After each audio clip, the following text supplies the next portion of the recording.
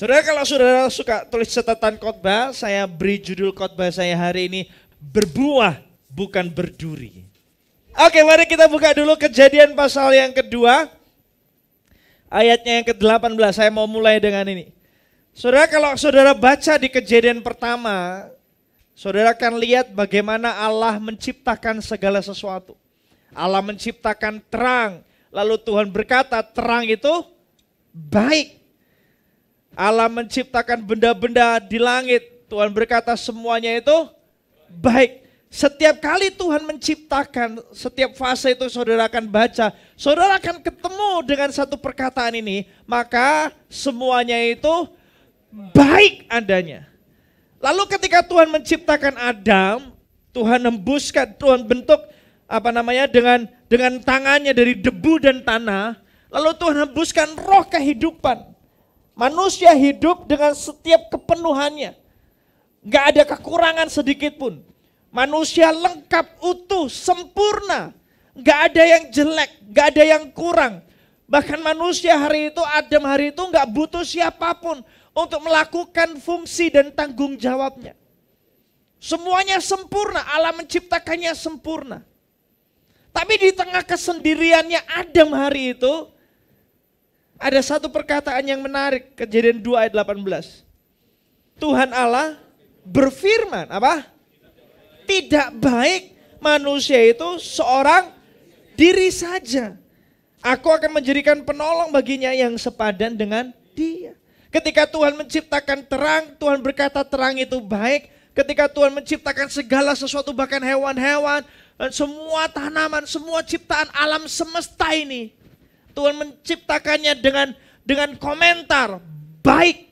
Tapi ketika Tuhan menciptakan Adam, Tuhan berkata tidak baik. Bukan tidak baik Adamnya, bukan tidak baik hasil produk Adamnya. Tuhan sedang mengomentari ketidakbaikannya itu bukan ketidakbaikan ciptaan, hasil ciptaannya. Halo? Saudara nangkep? Karena manusia diciptakan dengan segala yang baik. Tuhan gak mungkin menciptakan sesuatu atau bahkan bukan sesuatu, kita ini manusia serupa dan segambar dengan Tuhan. Tuhan tidak pernah menciptakan kita separuh-separuh. Dia menciptakan kita sempurna tanpa ada kekurangan sedikit pun. Waktu Adam itu. Halo? Tapi yang Tuhan komentari bukan hasil ciptaannya, bukan hasil jadinya Adam hari itu. Tuhan sedang mengomentari apa? Kesendiriannya ada, bahwa manusia ciptaan yang serupa dan segambar dengan dirinya ini adalah tidak baik kalau manusia ini seorang diri saja. Bukan tidak baik, bukan karena nggak mampu. Halo, bukan karena nggak mampu, bukan karena nggak bisa berbuat apa-apa, enggak. Karena manusia diciptakan serupa dan segambar dengan Allah. Allah yang adalah kasih. Allah begitu intim. Allah kita adalah Allah yang tiga pribadi satu, tetapi satu. Allah yang hidup di dalam sebuah kesatuan dan keharmonisan yang utuh. Allah Bapa mengasihi Allah Putra mengasihi Allah Roh Kudus mengasihi Allah Bapa. Begitu seterusnya, persekutuan yang intim begitu rupa. Ketika Adam diciptakan satu, Bapa melihat, Allah melihat nggak baik ini. Saudara ngerti maksudnya? Karena manusia diciptakan serupa dan segambar dengan Allah yang adalah kasih. Artinya manusia adalah makhluk yang adalah kasih juga. Adalah manusia yang base-nya adalah kasih. Kasih itu nggak pernah lepas dari yang namanya hubungan. Halo? Saya nggak bisa mengasihi tanpa ada objek kasih. Karena manusia diciptakan di dalam keserupaan dan kesegambarannya apa nih? Keserupaan dan gambar Allah yang adalah kasih itu. Maka manusia gak pernah bisa hidup tanpa orang lain. Manusia perlu objek kasih Gampangannya gini, manusia itu diciptakan untuk sebuah hubungan. Kalau saudara bingung, ini ngomong apa sih dari tadi? Saya simpulkan dengan satu kalimat ini. Manusia diciptakan untuk sebuah hubungan. Sunyi senyap sekali hari ini. Ini antara mikir, bingung, nggak ngerti atau...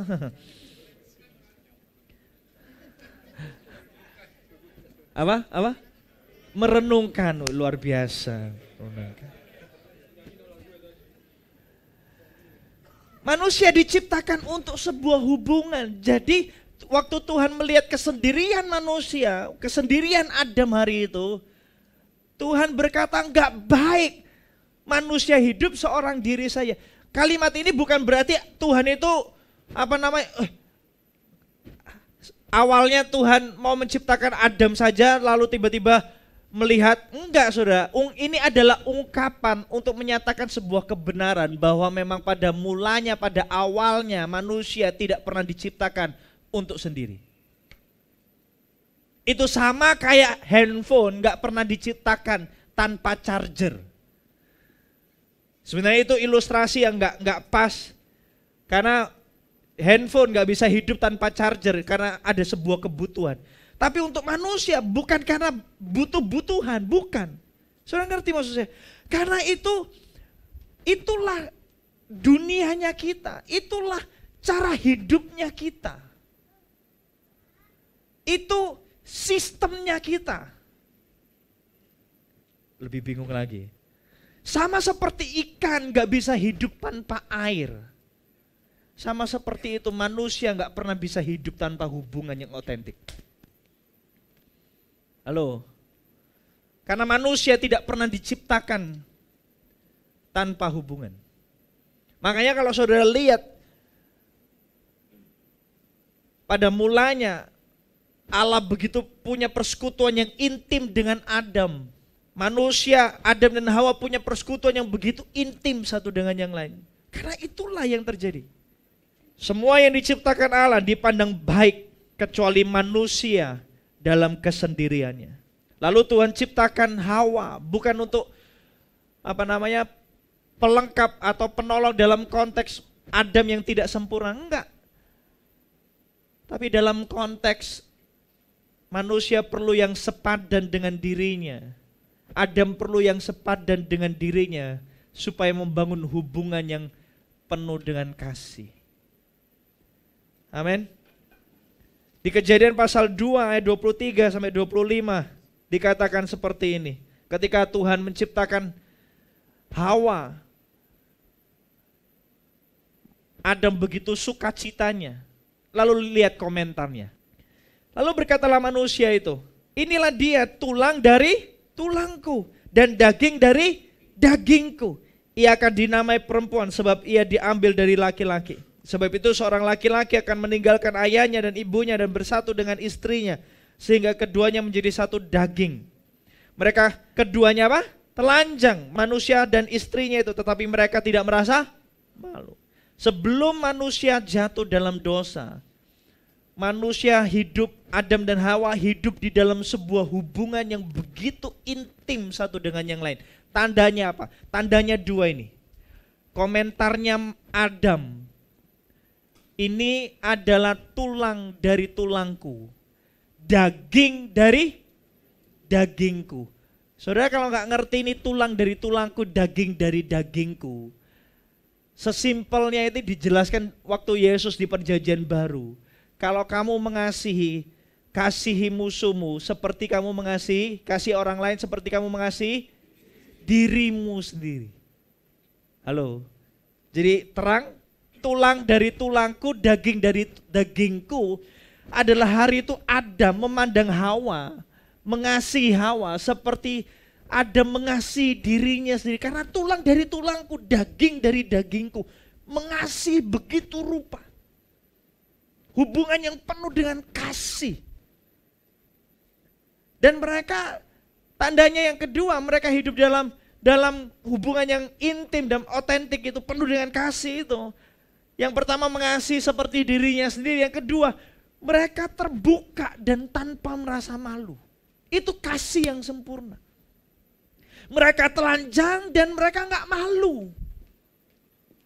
Saya nggak lagi ngomong tentang ketelanjangan secara fisik. Saya lagi berkata, pernahkah saudara tinggal dalam sebuah keluarga yang saudara nggak perlu malu untuk tampil apa adanya, nggak perlu ada yang ditutup-tutupi, nggak perlu takut untuk terbuka.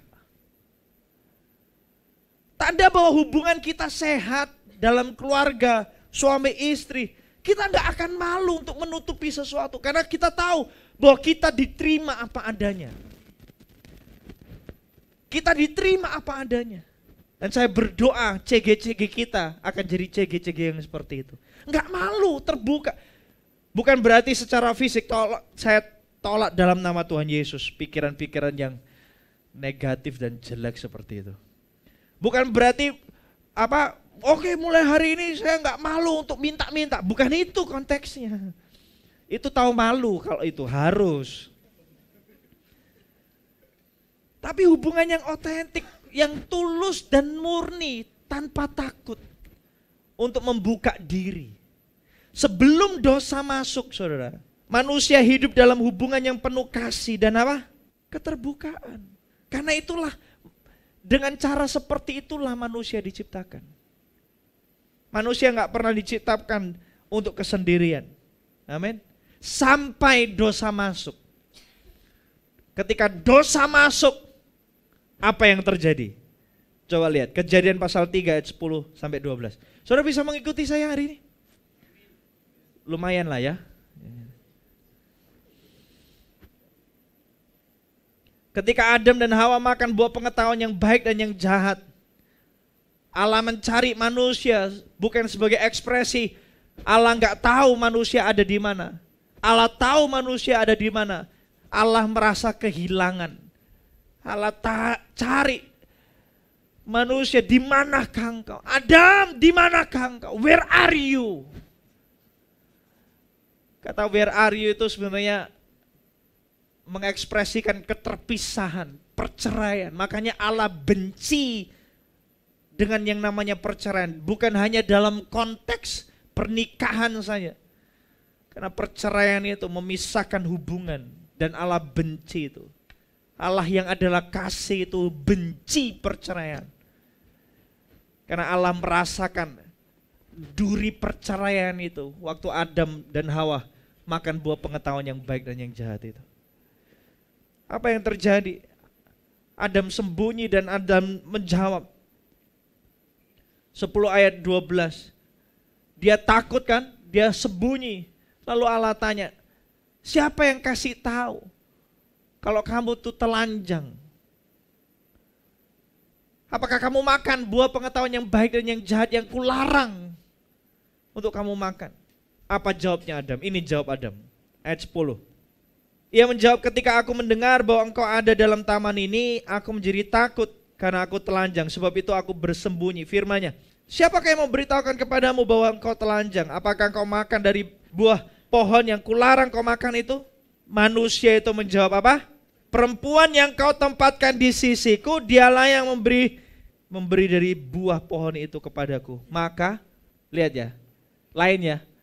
Tadi waktu dosa belum masuk, inilah tulang dari tulangku. Sekarang waktu buat dosa, waktu dosa masuk, wah perempuan ini yang kau tempatkan. Perempuan yang kau tempatkan di sisiku, dialah penyebabnya. Ini kayak drakor-drakor gitu ya. Ketika suami istri lagi punya masalah, halo, saudara responnya gimana? Kita akan tanggung bersama karena kita sudah dua menjadi satu.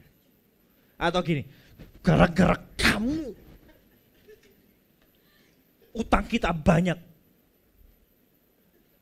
Gara-gara kamu aku dipecat.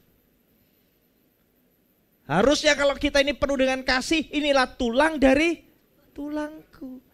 Kesalahannya adalah kesalahanku karena dia adalah tulang dari tulangku, daging dari dagingku. Bukan, ini perempuan yang kau pilih, kau tempatkan di sisiku. Borosnya luar biasa. Ini laki-laki yang kau pilih Tuhan. Makanya saya nggak percaya bahwa pernikahan itu sepenuhnya seolah-olah kita itu disuruh nikah dengar suara Tuhan audible. Pernikahan itu adalah keputusan. Saudara yang memilih, saudara yang tanggung jawab. Saudara nggak bisa ngomong, ini perempuan yang kau pilih. Enak aja. Dulu jatuh cinta nggak ingat Tuhan, ya kan? Dulu pacaran gak iling Tuhan, oh pokoknya juta gentar gitu. Sekarang nikah ketemu masalah, ini yang kau pilih, lu kok enak. Saudara yang memilih, Tuhan yang tanggung jawab. Bahasa Ibrani-nya, kok nyimut ya kan. Enggak. Tapi saya ingin menunjukkan bahwa kasih itu saudara, kasih yang sejati itu sudah dirusak dengan yang namanya dosa. Manusia kehilangan hubungan ketika dosa masuk. Manusia kehilangan hubungan yang penuh dengan kasih. Dosa membuat manusia yang pertama saling menyalahkan. Selanjutnya saling menutup diri. Bersembunyi. Gak lagi terbuka, gak lagi nyaman untuk terbuka. Gak lagi nyaman untuk tampil apa adanya. Karena takut. Banyak hal yang harus ditutupi. Ketika dosa masuk. Dan Yesus datang ke dunia ini. Yesus datang ke dunia ini untuk menebus kita di atas kayu salib. Untuk memberikan kita kehidupan baru. Dan saudara akan harusnya bisa menangkap bahwa kehidupan baru yang Tuhan beri seharusnya otomatis akan memulihkan kita, akan mengembalikan kita kepada sebuah hubungan sebelum dosa masuk. Kita nggak dipanggil untuk kesendirian, kita nggak dipanggil untuk menutup diri, kita nggak dipanggil untuk saling menyalahkan. Kita dipanggil untuk saling terbuka, saling mengasihi, saling menopang, dan tidak hidup dalam kesendirian. Halo, saudara ngerti maksud saya? Jadi kalau saudara mengaku percaya Kristus, saudara mengaku saudara kenal Kristus, saudara mengaku saudara sudah menerima kehidupan yang baru di dalam Kristus, dan saudara masih suka tinggal sendiri, saudara masih suka menyalahkan orang lain, saudara masih suka untuk menutup diri. By the way, menutup diri dan menyalahkan orang lain itu satu sisi mata uang. Satu sisi, dua sisi mata uang. Semakin saudara suka menyalahkan orang lain, semakin saudara menutup diri karena saudara takut disalahkan orang lain. Saya ulang kalimat saya. Semakin saudara suka menyalahkan orang lain, menghakimi orang lain, menilai orang lain, mengomentari orang lain, semakin saudara itu suka menutup diri, menutupi kelemahan saudara, karena saudara takut dihakimi dan disalahkan orang lain. Itu satu paket dosa. Makanya Yesus berkata, kamu akan dihakimi menurut ukuran kamu menghakimi orang lain. Halo, sunyi senyap sekali nih hari ini. Makanya orang yang depresi itu, coba lihat, akarnya itu kalau diruntut sampai bawah, ternyata dia itu orang yang suka memandang negatif banyak hal dalam hidup. Betul enggak?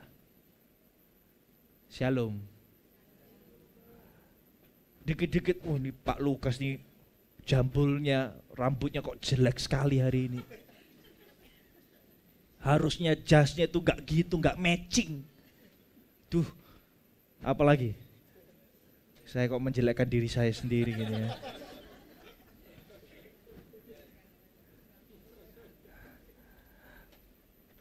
Saya hari ini datang gak disapa, sombong, pendeta belum besar aja sombong. Pendeta belum laris aja sombong. Aku datang gak disapa. Ini jangan-jangan lagi ada yang ngomong nih, saya merasakan Roh Kudus kuat ini.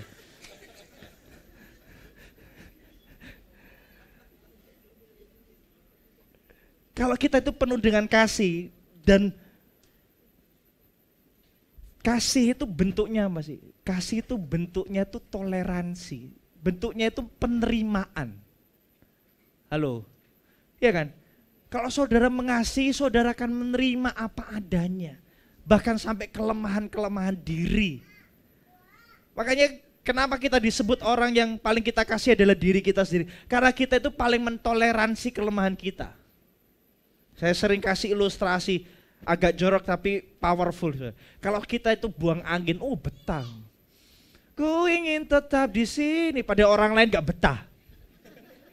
Bahkan ada yang sampai berlama-lama di pagi hari duduk di atas tatanya yang kudus. Sambil baca koran gitu kan. Betah. Tapi kalau orang lain yang melakukan, penghakimannya luar biasa. Kenapa? Karena kita itu paling bisa mentoleransi kelemahan diri kita sendiri. Itu adalah bentuk bahwa kita itu mengasihi diri kita sendiri.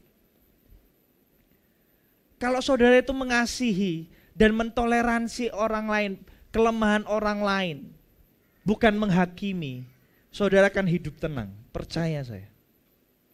Kenapa? Karena saudara nggak akan takut untuk ditolak orang lain, karena saudara menerima siapapun juga. Halo, sunyi senyap sekali hari ini. Coba lihat kanan kirinya, pastikan ngerti.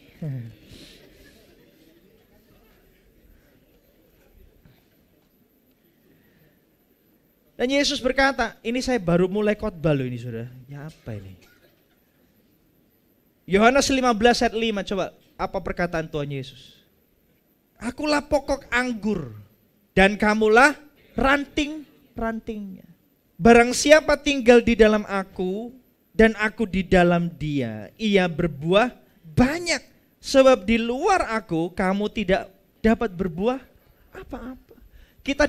Kita adalah carang dan Yesus adalah pokok. Itu artinya ranting itu bukanlah sumber kehidupan. Ranting itu menerima segala sesuatu dari pokok. Menerima kehidupan dari pokok. Ini ranting. Kalau pokoknya kita adalah Yesus, kita nempel sama Yesus, kita menerima kehidupan dari Yesus. Yesus berkata, kamu kalau nempel sama aku, kamu akan berbuah, bukan berduri. Kalau kita nempel sama Yesus, ngaku nempel sama Yesus dan yang kita hasilkan adalah duri, jangan-jangan kita salah nempel sama pokok. Jangan-jangan kita bukan nempel sama Yesus, kita nempel sama tetangga sebelah. Namanya Satan. Karena setan yang menyebabkan kita menghasilkan duri. Yesus membuat kita menghasilkan buah. Apa itu buah sih? Ini dulu deh. Saudara, kalau saya kasih ini buat teman-teman, saudara mau pegang nggak? Mau makan? Percaya saya, ini makanan yang paling enak di dunia. Kalau ini masuk di tenggorokan kita akan jadi sakti. Mau pegang? Bawa pulang, jangan. Saya belum pernah pegang. Oh, lumayan ya. Mau pegang? Ketika kita berduri itu artinya kita sedang menutup diri, kita sedang gak suka diurusin sama orang lain. Orang lain pegang kita, masuk dalam hidup kita, kita berkata, gak usah masuk, gak usah urusi aku. Itu duri, menutup diri. Dan kita gak bisa dinikmati oleh siapapun. Halo? Dan Yesus gak bilang supaya kita menjalani kehidupan yang sendiri, tertutup, dan gak usah ngurusi orang lain. Pernah ngomong dengar kalimat gini, kamu urusi urusanmu, aku urusi urusanku. Itu kaktus. Kalau saudara masih punya ungkapan yang seperti itu, jangan-jangan saudara salah nempel. Salah melekat, bukan Yesus yang melekat, tetangganya. Karena saudara tidak menghasilkan buah, saudara menghasilkan kaktus. Saudara nggak bisa dijamah, didekati. Jangankan dimakan, didekati aja nggak bisa. Mau coba? Percaya saya, kamu akan jadi pandai setelah ini. Oh, seperti ular katanya. Ini ilustrasi loh ya. Saya sudah diomongi ular loh ya. Ya ampun Tuhan. Ya ampun. Duri ya. Duri ya, perkataannya seperti duri buat hati saya. Kira-kira saudara yang coba introspeksi diri kita masing-masing. Apakah saudara berduri atau saudara berbuah? Apakah saudara menutup diri dan menghasilkan produk-produk yang membuat orang lain jauh dari saudara? Ataukah saudara berbuah?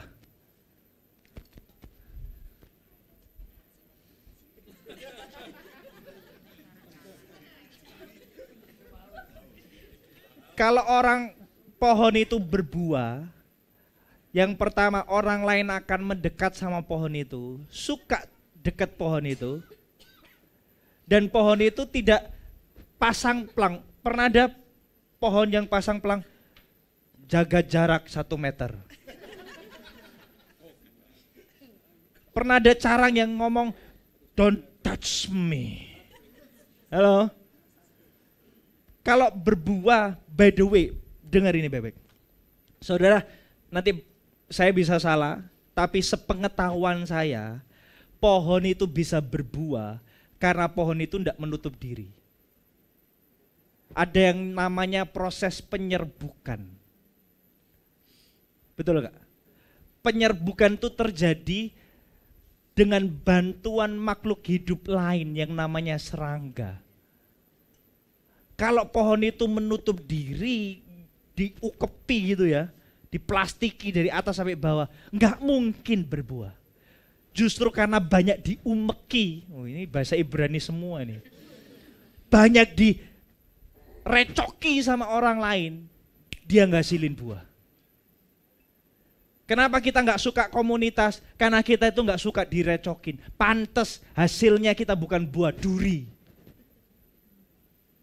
Kalau saudara mau berbuah nggak ada pilihan lain, izinkan serangga-serangga yang kadang-kadang buat kita gatel datang dalam hidup kita, tapi dia punya peran membuat kita berbuah. Saudara pernah lihat pohon anggur makan anggur?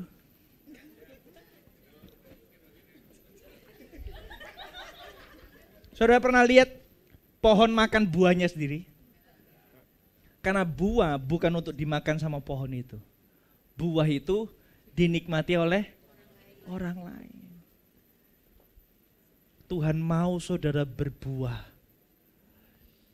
Mengizinkan orang lain hadir dalam hidupmu. Dan saudara menghasilkan sesuatu untuk dinikmati orang lain. Itu prinsip. Tinggallah di dalam aku dan aku di dalam kamu. Kamu berbuah banyak. Amin. Amin. Kalau saudara masih takut untuk berkomunitas, saudara takut untuk dilukai, saudara takut untuk disalah mengerti, saudara takut diurusi urusan saudara, saudara nggak akan bisa menghasilkan buah. Amin. Karena buah tidak dihasilkan dalam kesendirian. Izinkan serangga-serangga itu dalam tanda kutip datang dalam hidupmu, ngerecoki hidupmu, ngurusin hidupmu, komentar tentang hidupmu. Tapi mereka lah yang akan Tuhan pakai untuk membuatmu berbuah. Gak enak Pak, tapi Pak memang prosesnya gak enak, hasilnya membuatmu berbuah. Amin. Berbuah adalah kehidupan yang terbuka dan bisa dinikmati oleh orang lain. Hasilkan buah yang dinikmati oleh orang lain. Hasilkan karya yang bisa dinikmati oleh orang lain. Saudara akan mengalami fulfillment, kepuasan di dalam diri saudara. Ketika saudara menghasilkan sesuatu yang bisa memberkati orang lain. Saya berdoa waktu nanti saya ke surga, Saya tidak ke sorga sendirian. Ada begitu banyak orang yang salami saya dan berkata, thank you, gara-gara kamu aku ada di sini. Thank you, kamu pernah ngajar aku dan hari ini aku ada di sini karena pengajaran yang kamu sampaikan. Thank you karena pemberianmu, aku jadi bisa kenal Tuhan. Thank you. Thank you waktu di bumi, waktu di dunia kamu memperhatikan aku. Thank you. Saya nggak mau masuk surga, nggak ada orang nyambut, hanya lalat yang nyambut. No. Masuk surga sih, tapi nggak ada fulfillment. Amin. Betapa bahagianya hidup ini kalau ada orang yang berkata, thank you karena hidupmu aku diberkati. Amin. Betul nggak? Percaya saya, hari-hari ini lagi didengung-dengungkan kesehatan mental, anti depresi. Simple kok. Kesehatan mental tuh simple. Jangan berduri, berbuahlah. Dah. Gak peduli seberapa tenarnya dirimu, gak peduli seberapa kayanya saudara, saudara gak pernah dipanggil untuk hidup seorang diri. Ini bukan hanya konteks secara fisik loh ya. Ini tubuh, roh, dan jiwa benar-benar mengalami keterbukaan. Saudara gak akan pernah depresi kalau saudara punya komunitas yang sehat. Percaya saya, percaya saya. Istri saya psikolog dan istri saya pasti setuju dengan kalimat ini. Percaya saya. Survei sudah membuktikan. Salah satu tesis saya menyelidiki. Saya baca banyak literatur dan saya tanya beberapa narasumber bahwa kebahagiaan itu salah satu unsurnya adalah hubungan yang sehat dengan sesama. Tanpa itu saudara nggak bisa bahagia, percaya saya. Percuma punya uang banyak, tapi nggak punya hubungan yang bahagia. Percuma. Saudara akan stres, saudara akan depresi. Kenapa? Karena memang manusia tidak diciptakan untuk sendiri. Tidak baik manusia itu sendiri. Itu kayak ikan nggak bisa hidup tanpa air. Manusia nggak bisa hidup tanpa hubungan. Nggak mungkin. Depresi dia pasti. Oh, saya lebih memilih nggak punya uang banyak, tapi punya orang-orang yang menerima saya, mengasihi saya, dan saya mengasihi mereka. Enough, saya bahagia. Ya kalau bisa uangnya banyak juga sih memang. Saya tahu komentar ada orang yang enggak kapok, biar no. Ya makasih ya. Masih kuat? Ada dua ayat lagi. Dan kalau saudara berbuah, waduh Tuhan. Yohanes 15 ayat 2, coba lihat. Setiap ranting padaku yang tidak berbuah, dipotongnya, dan setiap ranting yang berbuah, dibersihkannya. Supaya ia lebih banyak, mau berbuah banyak, dibersihkan. Gimana caranya Tuhan membersihkan? Apakah dengan kutuk, sakit penyakit? Amsal 27 ayat 17. Ini alat pembersihan kita. Besi menajamkan besi, orang menajamkan sesamanya. Saya ganti ya. Kalau besi ditajamkan dengan besi, orang menajamkan sesamanya, orang itu juga membersihkan kita supaya kita lebih banyak berbuah. Karena orang lain kita bisa berbuah, karena orang lain kita lebih banyak berbuah. So, temukan komunitasmu. Izinkan orang lain ngerecoki hidupmu, karena mereka lah yang dipanggil Tuhan untuk membuatmu berbuah. Jangan menutup diri. Terbukalah. Tentu keterbukaan itu bukan keterbukaan yang garis keras, artinya ekstrim. Enggak. Kita masih punya privasi, tapi bukan berarti kita menutup diri. Amin.